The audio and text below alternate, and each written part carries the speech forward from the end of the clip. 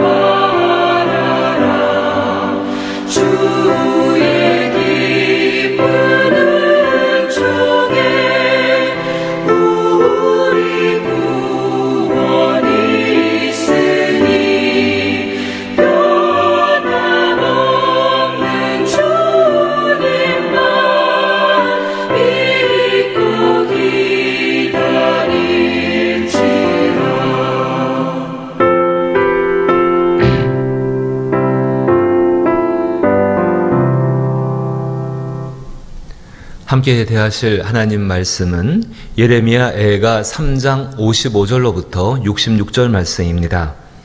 구약성경 1147면에 예레미야 애가 3장 55절로부터 66절 말씀입니다. 제가 말씀을 읽겠습니다. 여호와여, 내가 심히 깊은 구덩이에서 주의 이름을 불렀나이다. 주께서 이미 나의 음성을 들으셨사오니 이제 나의 탄식과 부르짖음에 주의 귀를 가리지 마소서. 내가 주께 아뢰날에 주께서 내게 가까이 하여 이르시되 두려워하지 말라 하셨나이다.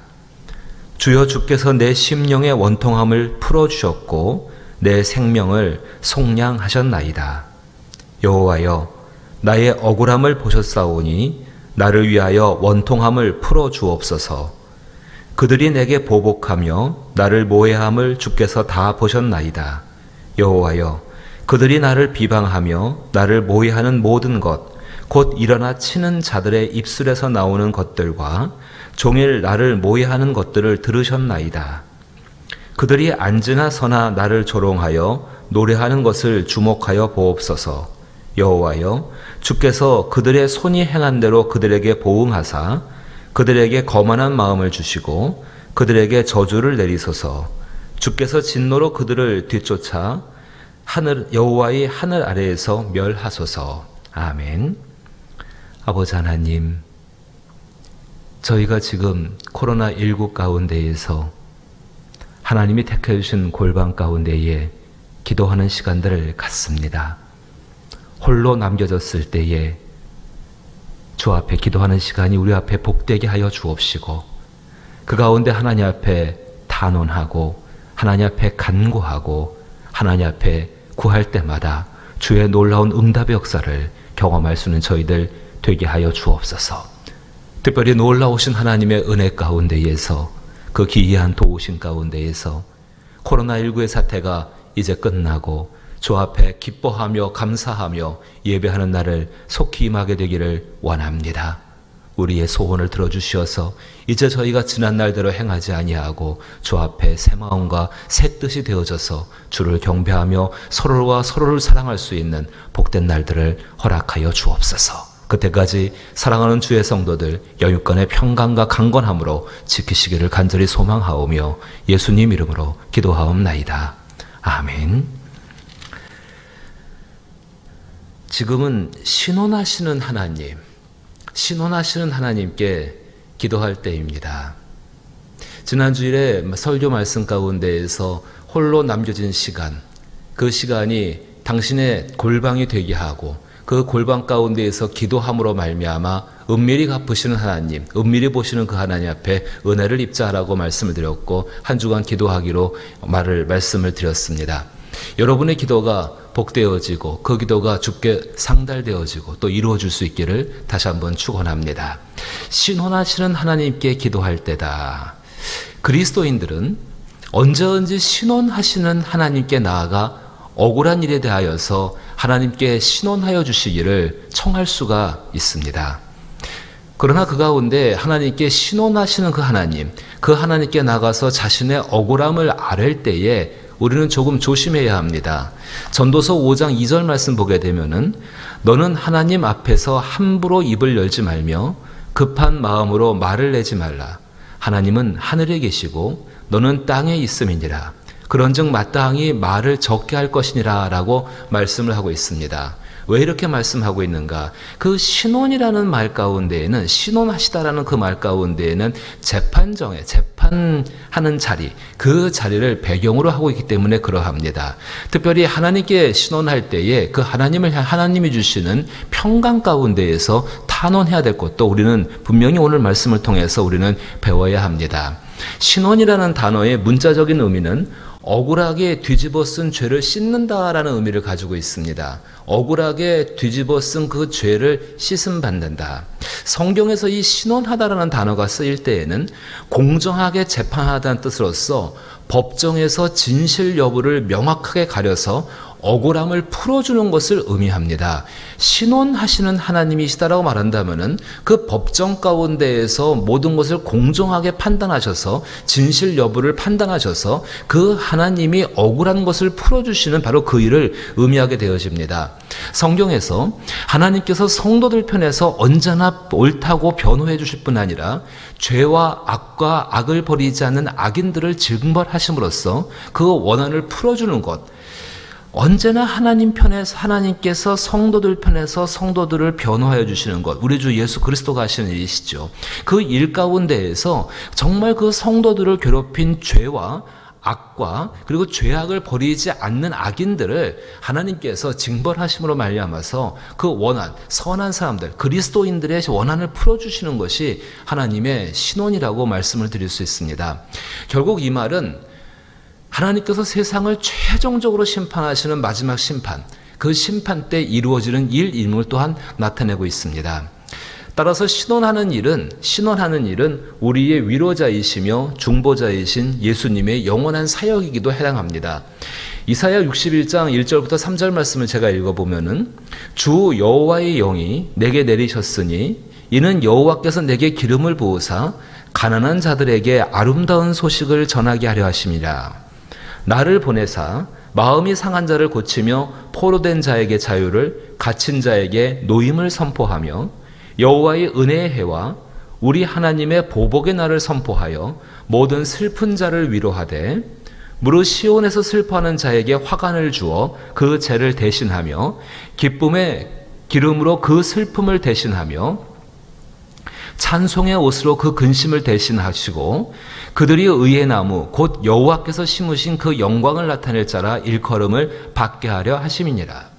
이것이 그리스도 예수께서 우리 가운데 오셔서 우리의 억울함을 풀어주시고 죄와 악과 그 죄와 악을 버리지 못하는 그 사람들 때문에 억울해진 그 하나님의 사람들, 그 사람들을 풀어주시고 그들에게 자유의 날을 선포하시고 그들을 새롭게 하시는 예수님의 그 사역이십니다. 그런데 이사야서를 읽어보게 되면 말입니다. 그 이사야 말씀 가운데에서 이 하나님의 아들 메시아가 하시는 이 신혼의 사역에 대해서 하나님께서는 세상 가운데에서 하나님의 백성들과 특별히 지금 그리스도인들에게 그 신혼하는 일을 부탁하고 있습니다. 우리가 직접 어떤 것을 풀어주는 것은 아닙니다. 하지만 우리의 삶 가운데에서 정말 하나님의 이름을 가지고 행해야 할 중요한 일이라고 말씀하고 있습니다. 이사야 1장을 보시게 되면은 이사야 시대 가운데 왜 이스라엘 백성들이 하나님께 징계를 받아야 되는가? 정말 저들이 버리지 못한 죄가 무엇인가? 저들이 버리지 못한 악이 무엇인가를 이사야는 먼저 아주 적나라하게 이사야 1장 가운데에서 표현을 해줍니다.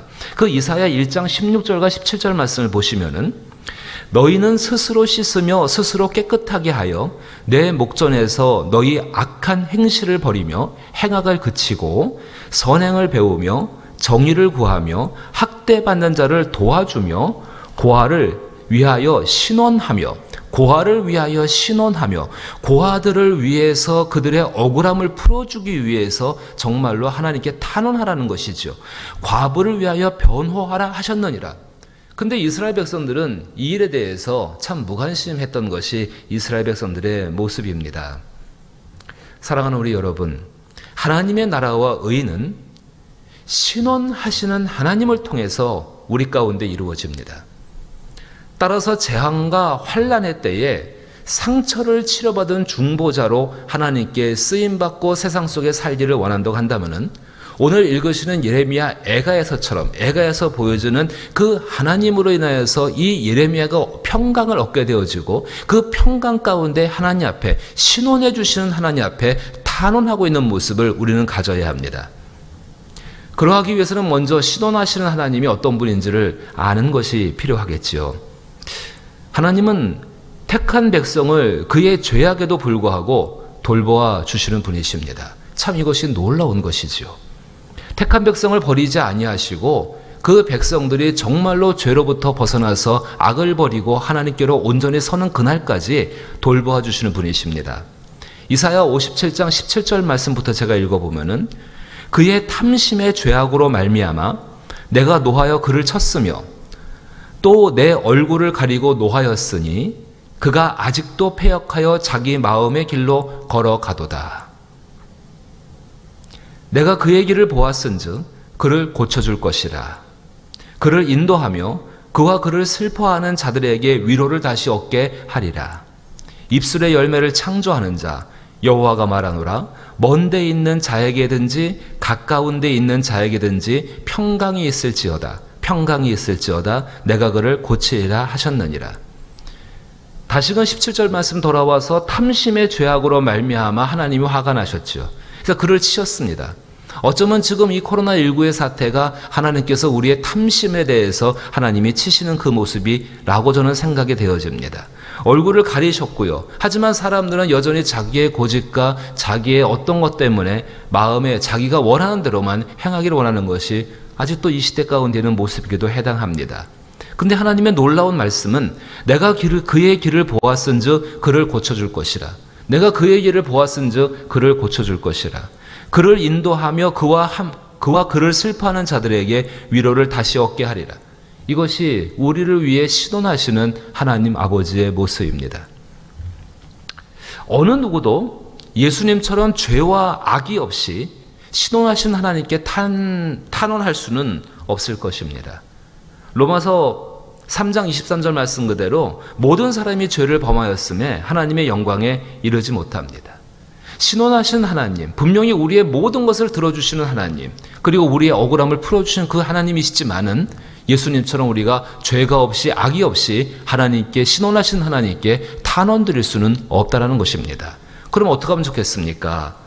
자기 자신을 돌아보면서 오직 회개함과 회복된 하나님과의 관계를 바탕으로 성령께서 주시는 평강 가운데에서 신원하시는 하나님께 탄원할 수가 있다는 것입니다. 이것이 우리가 억울한 가운데 있을 때에 굉장히 중요하게 기억하셔야 한다는 것입니다. 탄원하는 사람, 신원하시는 그 하나님께 탄원하는 사람 마음속에 평강이 없다는 것은 여전히 우리 가운데는 악에 대해서 떠나지를 못하고 있는 모습을 반증하기도 합니다. 고난이 있을 때에 우리와 함께 하시는 그 하나님 때문에 평강이라는 것을 경험하고 얻지 못한다고 한다면은 하나님께서 신원하시는 날에도 우리는 평강을 얻지를 못합니다. 하나님으로 인한 평강이 없는 모습이 현재와 또 아주 가까운 미래에 있게 되는 그 악인들의 모습이기도 합니다. 아까 읽었던 이사야 57장 그 19절 말씀에 이어서 20절과 21절 말씀을 읽어보면은 오직 악인은 능히 안정치 못하고 그 물이 진흙과 더러운 것을 늘 솟구쳐내는 요동하는 바다와 같으니라. 내 하나님의 말씀에 악인에게는 평강이 없다 하셨느니라. 이사야는 분명히 선을 나누고 있습니다. 정말로 모든 사람을 돌봐주시고 고쳐주시고 악인조차도 버리지 아니하시고 택하신 백성을 이끄시는 그 하나님, 그 하나님은 고치시는데 그 고침과는 전혀 관계없이 평강이 없는 사람들, 안정치 못한 사람들, 진흙을 솟구쳐내는 바다와 같다고 말하면서 그 사람들에게는 평강이 없다라고 그 특징을 말씀하고 있습니다. 예레미야에게로 돌아오십시다. 예레미야는 고통 속에서도 하나님으로 인한 깊은 평강을 지금 누리고 있습니다. 오늘 본문의 57절 말씀과 또 58절 말씀을 다시 보시게 되면 보십시오. 57절 58절 말씀 보면은 내가 주께 아랫날에 주께서 내게 가까이 하여 이르시되 두려워하지 말라 하셨느니라. 저와 여러분에게도 이 두려워하지 말라는 하나님의 음성을 들을 수 있는 복이 있기를 주의 이름으로 축복합니다. 58절 말씀을 주목하십시오.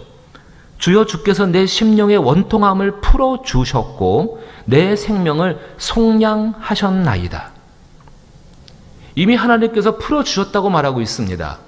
이미 눈에 보이지는 않아도 믿음으로 바라볼 수 있는 세계가 있는 것입니다. 하나님이 나와 함께한다는 응답을 얻었기 때문에 지금 예레미야는 이 극한 고통들과 이 환난과 재앙의 가운데 애가를 부르고 있지만 그 마음 가운데는 이미 하나님으로 인한 평강이 자리 잡고 있는 것입니다. 지금 이것이 우리 가운데 필요한 줄로 믿습니다. 예레미야는 환난과 재앙 중에서도 하나님을 경험하고 있습니다. 그것은 자신의 감정이나 보복하고 싶은 복수심이나 원한에서 벗어나 하나님의 판단과 공의가 이루어지기를 간절히 원하는 소망으로서 발전되고 있다는 것입니다. 중보자의 탄원은 그러해야 합니다. 신원하시는 하나님의 뜻 안에서 아뢰어져야 합니다. 흔들리지 않는 하나님의 보좌 앞에 나가서 기도할 때에 우리의 영혼을 안정시키는 노력이 우리 가운데 있어야 한다는 것입니다. 다시금 전도서 5장 2절 말씀을 읽어봅니다. 너는 하나님 앞에서 함부로 입을 열지 말며 급한 마음으로 말을 내지 말라. 하나님은 하늘에 계시고 너는 땅에 있음이니라. 그런즉 마땅히 말을 적게 할 것임이니라. 다시 본문 돌아오셔서 59절 말씀부터 보십시오. 지금 이 예레미야는 평강 가운데 하나님 앞에 신원하시는 하나님 앞에 탄원하고 있습니다. 여호와여 나의 억울함을 보셨사오니 나를 위하여 원통함을 풀어 주옵소서. 그들이 내게 보복하며 나를 모해함을 주께서 다 보셨나이다. 이미 하나님이 보시고 있다는 것을 알고 있는 것이죠. 이젠 두려울 것이 없는 겁니다.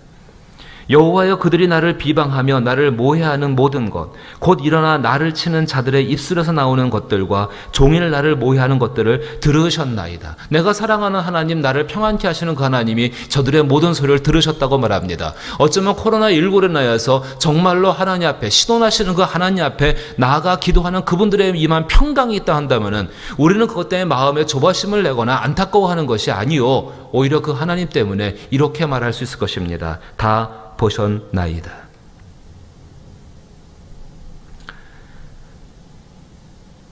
사랑하는 우리 여러분,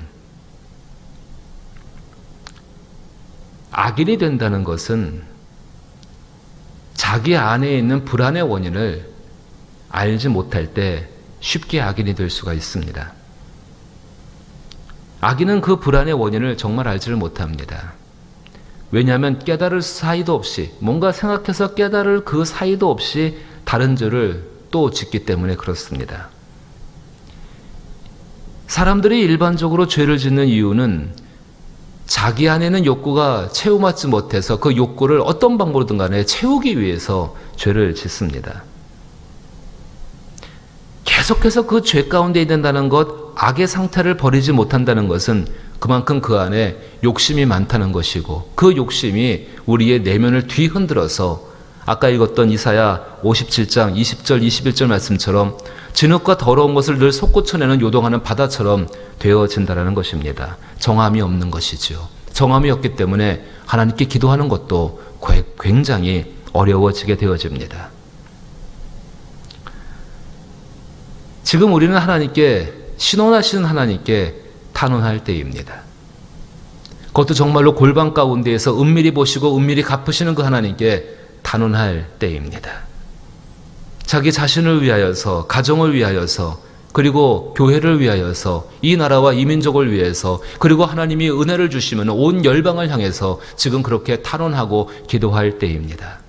그 기도할 때 먼저 자기 자신을 돌아보아서 회개하심으로 말미암아 하나님과의 관계, 그 복된 관계 가운데에 주의 음성을 들으면서 평강 가운데에서 신원하신 하나님께 탄원할 수 있기를 주의 이름으로 축복합니다. 그래 우리 예수님처럼 이 땅을 위한 위로자요, 또 상처를 치료받은 중보자로서 하나님 옆에 쓰임받을 수 있기를 다시 한번 축원합니다. 주기도문으로 예배 마칩니다. 하늘에 계신 우리 아버지여, 이름이 거룩히 여김을 받으시오며 나라의 임하옵시며 뜻이 하늘에서 이룬 것 같이 땅에서도 이루어지이다. 오늘날 우리에게 일용할 양식을 주옵시고 우리가 우리에게 죄 지은 자를 사하여 준 것 같이 우리 죄를 사하여 주옵시고 우리를 시험에 들게 하지 마옵시고 다만 악에서 구하옵소서. 대개 나라와 권세와 영광이 아버지께 영원히 있사옵나이다. 아멘. 신원하시는 하나님 앞에 기도할 때에 하나님의 음성을 듣기를 원하고, 그리고 성령이 주시는 평강 가운데 있기를 원해서 자기 자신을 돌아볼 수 있게 되기를 부탁을 드립니다. 그리고 함께 기도할 제목들을 가지고 함께 기도할 수 있는 시간이 되기를 축복합니다. 함께 기도합니다.